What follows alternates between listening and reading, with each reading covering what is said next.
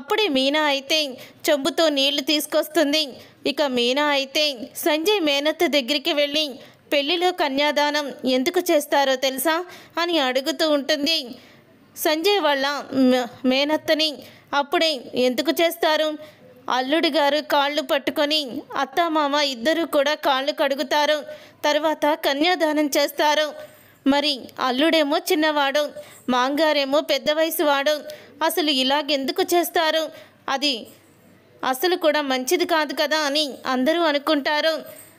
పెళ్లి జరిగే సమయంలో పెళ్లిపీటల మీద ఉన్న పెళ్లి కొడుకు పెళ్లి కూతురు శ్రీ మహావిష్ణువు శ్రీ మహాలక్ష్మీదేవి అని అనుకుని సాక్షాత్తు శ్రీ మహావిష్ణువు పాదాలు పట్టుకొని కడుగుతున్నట్టే పెళ్లి కొడుకు పాదాలు పట్టుకొని కడగాలని దానికి సారాంశం. అలాంటిది ఈరోజు నా బావ కాళ్ళు కడుగుతున్నాను, పక్కనే మా చెల్లి ఉంది, సీతారాములు మా ఇంటికి వచ్చారు, నేను రాముడి కాళ్ళు కడుక్కుంటున్నాను, అంతే, దాంట్లో పెద్ద తేడా ఏమీ లేదు అని బాలు అయితే ఊహించని షాక్ ఇచ్చేస్తాడు సంజయ్కి. సంజయ్ మేనత్తికి అయితే ఎంతో ఆనందంగా కాళ్ళైతే కడుగుతాడు. ఇదంతా ఇలా జరుగుతూ ఉండగానే ఇక పసుపు తాడు మార్చే ముహూర్తం అయితే వస్తుంది. అప్పుడు ఇక సంజయ్ అయితే పసుపు తాడుని తీసేసి మెడలో బంగారపు పుస్తెల తాడు వెయ్యాలని చెప్పి ఇక తను అయితే ముహూర్తం దాటకముందే వెయ్యాలని చెప్పి అంటూ ఉంటాడు. తర్వాత అమ్మాయికి పుస్తెల తాడు కొన్నారా అని అడుగుతూ ఉంటుంది సంజయ్ మేనత్త అయితే. అప్పుడు ఇక ప్రభావతి అయితే ఇక ఆ బంగారాన్ని తీస్తుంది. ఇక ఆ బంగారాన్ని తీసి చూపించడంతో, ఏంటి ఇది ఒక తాడేనా, ఇంత బంగారం తక్కువగా చేయించారేంటి అని అంటూ ఉంటుంది తను.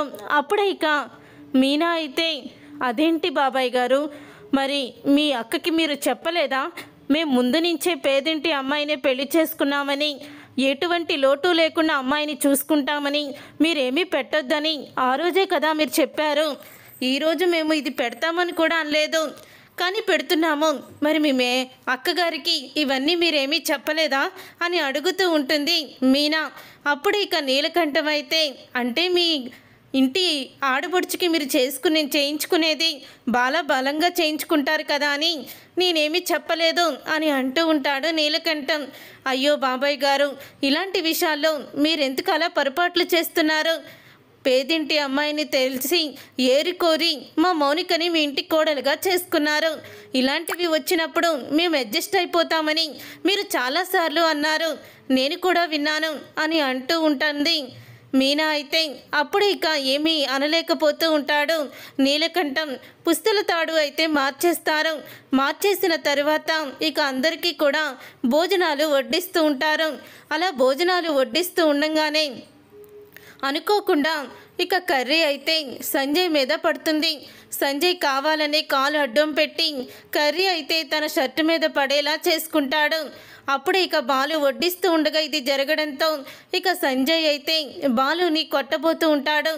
అప్పుడు ఇక కొట్టబోతూ ఉండగా మీనా అయితే వచ్చి, ఏంటి పడింది షర్టు మీదే కదా, కొంచెమే కదా, కడుక్కుంటే పోతుంది, అందరి ముందు నా భర్తని కొట్టాలంటే మాత్రం ఊరుకునే ప్రసక్తే లేదు అని షాకిస్తుంది మీనా అయితే సంజయ్కి. ఇప్పుడు గనక నువ్వు గొడవ చేసి మా ఆయన్ని కొట్టాలనుకున్నావనుకో, ఆ రోజు నేనే నిన్ను ఇటుకరాయి తీసుకొని కొట్టబోయానని, అమ్మాయి మీద యాసిడ్ పోసింది నువ్వేనని విషయాన్ని మీడియా ముందుకి తీసుకువెళ్తాను అని సంజయ్కి ఊహించని సమాధానం చెప్తుంది మీనా సైలెంట్గా. ఇక దాంతో సంజయ్ అయితే మీనా మాటలకి ఇక దడిచిపోయి తన పరువు ఎక్కడ పోతుందని భయంతో తనైతే క్షమించండి బావగారు అని బాలుతో బాగా మర్యాదగా మాట్లాడుతూ ఉంటాడు. తర్వాత ఇక సంజయ్ అలాగే సంజయ్ వాళ్ళ మేనత్త ఇద్దరు కూడా మాట్లాడుకుంటూ ఉంటారు. ఏంటత్తయ్య ఈరోజు ఇక్కడే ఉండాలా అని అడుగుతూ ఉంటే, అవునరా, ఈరోజు మీరు ఇక్కడే నిద్ర చెయ్యాలి, రేపొద్దున్నే వచ్చేయచ్చు అని అంటూ ఉంటుంది సంజయ్ మేనత్త అయితే. ఆ బాలుగాడి గురించి నువ్వు చెప్పిందంతా కూడా తక్కువేరా, ఎందుకంటే ఆ బాలుగాడికి ఎన్ని అవమానాలు ఎదురైనా తన ముఖం మీద చిరునవ్వు మాత్రం అస్సలు కూడా పోవడం లేదు. తను నవ్వుతూనే ఉన్నాడు. నువ్వెంత అవమానించినా దాన్ని తిప్పి కొడుతున్నాడు అని అంటూ ఉంటుంది సంజయ్ మేనత్ అయితే. అప్పుడే సంజయ్ అయితే వాడికి ఎలా బుద్ధి చెప్పాలో నాకు బాగా తెలుసత్తా అని సంజయ్ అయితే అంటూ ఉంటాడు. ఇక ఈ అవమానము కాదు, రేపు ఇంకా పెద్ద అవమానం జరిగేలా చేస్తాను. ఈ రోజుకి ఇక్కడే పడుకోవాలని చెప్పారు కదా, కాబట్టి అప్పుడు నేనేంటో చూపిస్తాను అని అంటూ ఉంటాడు సంజయ్ అయితే. సరేరా నేను వెళ్ళొస్తాను అని అంటూ అక్కడి నుంచి సంజయ్ వాళ్ళ అత్తయ్య అయితే వెళ్ళిపోతుంది. తర్వాత ఇక మౌనిక అయితే వాళ్ళిద్దరినీ చూసి చాలా భయపడుతూ నా కుటుంబాన్ని ఏం చేయాలనుకుంటున్నారు అని అంటూ ఉంటుంది మౌనిక సంజయ్తో. అప్పుడు ఇక సంజయ్ అయితే నీ కుటుంబంని నాశనం చెయ్యాలనే కదా నేను నిన్ను పెళ్లి చేసుకున్నాను, నాశనం చేసే తీరుతాను అని అంటూ ఉంటాడు సంజయ్. అప్పుడు ఇక అది నీ వల్ల కాదు అని అంటూ ఉంటుంది మౌనిక. అసలు ఈరోజు మీ అన్నయ్య ఇంట్లోనే ఉండకూడదు, కనీసం ఉంటాడులే, మళ్ళీ 10 మందిలో మన పరువు ఎందుకు పోగొట్టుకోవడం అని చెప్పి నేను అస్సలు కూడా ఏమీ అనలేదు. కానీ రేపు ఉదయం మీ అన్నయ్యకి ఒక పెద్ద అవమానం జరగబోతుంది. దాంతో ఇక మీ అన్నయ్య ఎప్పటికి కూడా కోలుకోలేడు. అలాగే ఈ రోజుతో నువ్వు నీ పుట్టింటికి రావడం లాస్ట్, ఇదే నువ్వు ఆఖరిసారి రావడం, ఇంకెప్పుడు కూడా నిన్ను నీ పుట్టింటికి పంపించను అని సంజయ్ అయితే అంటూ ఉంటాడు. అప్పుడే అది విని నేను ఎప్పుడు కూడా ఇంటికి రాకపోయినా పర్వాలేదు, కానీ అన్నయ్య మాత్రం ఇక్కడే ఉండాలి, ఈయన వేసిన ఉచ్చులో పడిపోకూడదు అని అనుకుంటూ ఇక మౌనిక అయితే బాలు దగ్గరికి వెళ్తుంది. ఇక మౌనిక బాలు దగ్గరికి వెళ్ళి అంటూ ఉంటుంది, అన్నయ్య ఇప్పుడే నువ్వు ఇక్కడి నుంచి వెళ్ళిపో అని అంటూ ఉంటే, అదేంటమ్మా అలా మాట్లాడుతున్నావు, నేను ఇక్కడి నుంచి వెళ్ళిపోయేదేంటి అని అంటూ ఉంటాడు బాలు. లేదన్నయ్య, ఆయన నిన్ను ప్రతి క్షణం అవమానించాలనే ప్లాన్ చేస్తున్నారు, అదే నువ్వు ఇక్కడ ఉండకపోతే ఆ ప్లాన్ కాస్త ఫెయిల్ అయిపోతుంది కదా అని అంటూ ఉంటుంది మౌనిక. అప్పుడు ఇక మీనా అయితే నిజంగానే సంజయ్ మారాడా, లేకపోతే నువ్వు మీ అన్నయ్య బాధపడతారని అక్కడ నరకం చూస్తూనే ఇక్కడ నువ్వు మా దగ్గర నాటకం ఆడుతున్నావా అని మీనా మౌనికని అడిగేస్తుంది. అవన్నీ తర్వాత మాట్లాడుకుందాం వదిన, కానీ ఈరోజు మాత్రం మీరు ఎక్కడికైనా వెళ్ళిపోవాల్సిందే అని అంటూ ఉంటుంది మౌనిక.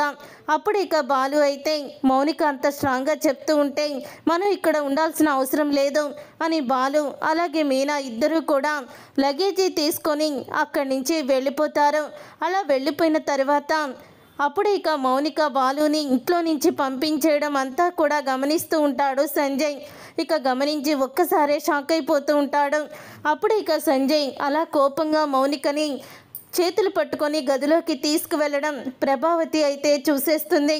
ప్రభావతి చూసి అల్లుడి గారేంటి ఎంత కోపంగా ఉన్నారు, ఏం జరుగుంటుంది అని పాత జ్ఞాపకాలన్నీ కూడా గుర్తు చేసుకొని చాలా కంగారు పడిపోతూ ఉంటుంది ప్రభావతి. ఇక ప్రభావతి కంగారు పడిపోతూ కిటికీలో నుంచి లోపలికైతే చూస్తుంది. అలా చూసిన తర్వాత అప్పుడు ఇక సంజయ్ అయితే మౌనికతో అంటూ ఉంటాడు, ఏంటి నువ్వు రేపు ఉదయం మీ అన్నయ్యని అవమానిస్తున్నానని ముందే తెలుసుకొని నువ్వు మీ అన్నయ్యని ఇక్కడి నుంచి పంపించేశావు కదా అని అంటూ ఉంటాడు సంజయ్ మౌనికతో. అవును పంపించేశాను, ఉదయం మా అన్నయ్య నీ కాళ్ళు కడిగినప్పుడు తను ఏమీ కూడా ఫీల్ అవ్వలేదు, ఎందుకంటే అప్పుడు కూడా నా ఆనందాన్ని కోరుకున్నాడు, ఎప్పటికైనా అన్నయ్య నా ఆనందాన్ని కోరుకుంటాడు, అలాంటి అన్నయ్యకి ఎప్పుడూ కూడా తనకి అవమానం జరగకూడదు, నువ్వు రేపు చేసే అవమానం అన్నయ్య చూడకూడదని ఇక్కడ ఉండకూడదని నేనే పంపించేశాను అని అంటూ ఉంటుంది మౌనిక. అప్పుడే సంజయ్ అయితే మౌనిక చంప పగలగొడతాడు. సంజయ్ అలా మౌనిక చంప పగలగొట్టగానే ఒక్కసారే ప్రభావతి షాక్ అయిపోతూ ఉంటుంది. ఏంటే తెగ బిల్డప్ ఇస్తున్నావు, నీ పుట్టింటి దగ్గర ఉన్నానని మీ వాళ్ళు అందరూ కూడా అండగా నిలబడ్డారని చెప్పి అనుకుంటున్నావు కదా, అది జరగని పని అని అంటూ ఉంటాడు సంజయ్. అయితే నిన్ను పెళ్లి చేసుకుందే నీ కుటుంబం మీద నేను పగ తీర్చుకోవడానికి, అందుకే కదా డబ్బు పిచ్చైనా మీ అమ్మకి మేము ఎరవేసి ఇంటికి రప్పించుకొని చీపుర్లు తెప్పించుకున్నాము అని అంటూ ఉంటే ఇక ఆ మాట విని ఒక్కసారే షాక్ అయిపోతూ ఉంటుంది ప్రభావతి. ఇంత నీచుడుగా నా కూతుర్నిచ్చి నేను పెళ్లి చేసింది అని స్టన్ అయిపోతుంది. అలా స్టన్ అయిపోయిన తర్వాత అప్పుడు ఇక ప్రభావతి ఇంకా ఏమంటున్నాడు సంజయ్ అని అనుకుంటూ ఉంటాడు. ఈలోగా సంజయ్ మాటలకి మౌనిక అయితే ఏడుస్తూ ఉంటుంది. ఇక మౌనిక అలాగా ఏడుస్తూ ఉండగానే ఒక ఫోన్ అయితే వస్తుంది. ఇక ఫోను రావడంతో సంజయ్ అయితే బయటికి వచ్చి ఫోను మాట్లాడుతూ ఉంటాడు. తర్వాత ప్రభావతి సంజయ్ నిజ స్వరూపాన్ని తెలుసుకొని మౌనిక విషయంలో చాలా పెద్ద తప్పు చేశానని అనుకుంటూ బాధపడుతూ కుమిలిపోతూ ఉంటుంది. అప్పుడే బాలుకి అంత అర్ధరాత్రి పూటే ఫోన్ చేస్తుంది. ఇక ఫోన్ చేసి అంటూ ఉంటుంది, ప్రభావతి అయితే ఎక్కడున్నావురా బాలు అని అడుగుతూ ఉంటే, ఇక్కడే ఇంటి దగ్గరలోనే ఉన్నాము. ఏంటమ్మా ఇంత అర్ధరాత్రి ఫోన్ చేశావు, అక్కడ ఏదన్నా సమస్య అని అడుగుతూ ఉంటాడు బాలు. ఇక్కడేమీ సమస్య లేదురా, నువ్వు ఎలా ఉన్నావు అని అడుగుతూ ఉంటుంది ప్రభావతి. అసలు నేను ఎలా ఉన్నానని అడుగుతున్నావేంటి, ఏం జరిగింది అని బాలుకి అయితే అనుమానం వస్తూ ఉంటుంది. తర్వాత ప్రభావతి మాట్లాడలేక పెట్టేస్తుంది. ఇంతలో ఇక సత్యం అయితే ప్రభావతి దగ్గరికి వస్తాడు. అప్పుడే ప్రభావతి బాధపడడం చూసి సత్యం అడుగుతూ ఉంటాడు, ఏంటి ప్రభా ఎందుకు బాధపడుతున్నావు, ఏం జరిగింది అని అంటూ ఉంటే, అప్పుడే ఇక చాలా పెద్ద తప్పు చేశానండి. డబ్బుందని కళ్ళు మూసుకుపోయి నా కూతుర్ని ఆ నీచుడి చేతిలో పెట్టాను. వాడి చేతిలో అది నానా హింసలు పెడుతున్నాడు. వాడు చాలా నరకాన్ని అనుభవిస్తుంది, నా కళ్ళతో నేను చూశాను అని అంటూ ఉంటుంది ప్రభావతి. అయితే అది విని ఒక్కసారే షాక్ అయిపోతూ ఉంటాడు సత్యం. ఏం మాట్లాడుతున్నావు ప్రభా అని అనగానే, అవునండి, కేవలం మన మీద పగతోనే వాడు మన మౌనికని పెళ్లి చేసుకొని దాన్ని అడ్డం పెట్టుకొని మనల్ని సాధించాలనుకుంటున్నాడు అని చెప్పేయడంతో అప్పుడే సత్యం అయితే బాలు ముందు నుంచి మొత్తుకుంటూనే ఉన్నాడు, ఆ సంబంధం మంచిది కాదు, చెల్లిని వాడికిస్తే సుఖపడదు అని. అసలు ఎవరు వినిపించుకున్నారు, ఎవ్వరూ వినిపించుకోలేదు. చివరికి వాడి మాట నమ్మే నేను కూడా వాడు మాట నమ్మకుండా నీ మాటే నమ్మి నేను చాలా పెద్ద తప్పు చేశాను అని సత్యం అంటూ ఉంటాడు. ఈ విషయం బాలుకి తెలిస్తే అని ప్రభావతి అంటూ ఉంటుంది.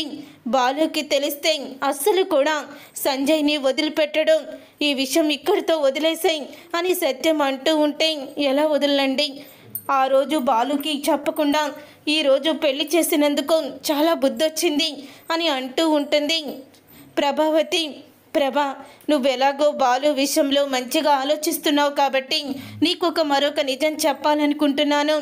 ఎవరి వల్ల అయితే మన పెద్ద కొడుకు చనిపోయాడని ఇన్ని రోజులు నువ్వు దూరం పెట్టావో, అసలు బాలునే కాదు మన పెద్ద కొడుకుని చంపింది మనోజ్ అని నిజాన్ని బయట పెడతాడు సత్యం. ఏమైందండి మీకు, అసలు మన పెద్ద అబ్బాయిని మనోజ్ చంపడం ఏంటి? ఆ రోజు బాలుగాడే కదా నేనే ఈత నేర్చుకోమని చెప్పి చెరువులో దిగమన్నానని, తనే ఆత్మహత్యకి కారణమయ్యానని కూడా ఒప్పుకొని జైలుకి కూడా వెళ్ళొచ్చాడు అని అంటూ ఉంటే, అప్పుడే కాదు విని అని ప్రభావతి అడుగుతూ ఉంటుంది.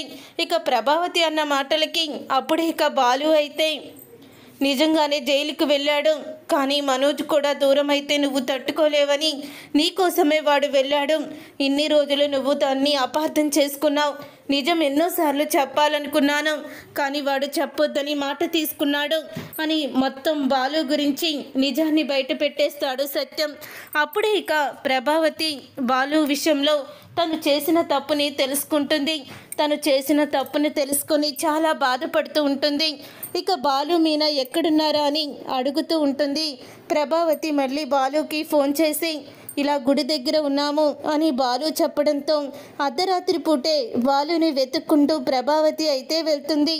అలా ప్రభావతి వెళ్ళిన తర్వాత అప్పుడే ఇక బాలు అయితే ప్రభావతిని చూసి, ఏమైందమ్మా ఇంత అర్ధరాత్రి ఎందుకు వచ్చావు అని అడుగుతూ ఉంటాడు. ఇక బాలు చేతులు పట్టుకొని, నన్ను క్షమించు బాలు, నేను నీ విషయంలో చాలా పెద్ద పొరపాట్లు చేశాను, నన్ను క్షమించు అంటూ క్షమాపణ అడుగుతుంది ప్రభావతి. చూసారుగా ఫ్రెండ్స్, రాబోయే కథలో ఖచ్చితంగా ఇలాగే జరగబోతుంది. మరి ఇలాగే జరగాలని మీరైతే కోరుకుంటున్నారా? అయితే వీడియోని తప్పకుండా లైక్ చేసి ఛానల్ని సబ్స్క్రైబ్ చేసుకొని పక్కనే ఉన్న గంట సింబల్పై ఆల్ అని క్లిక్ చేయండి. అప్పుడే మేము పెట్టే ప్రతి వీడియో మీరు మిస్ కాకుండా చూసేయవచ్చు.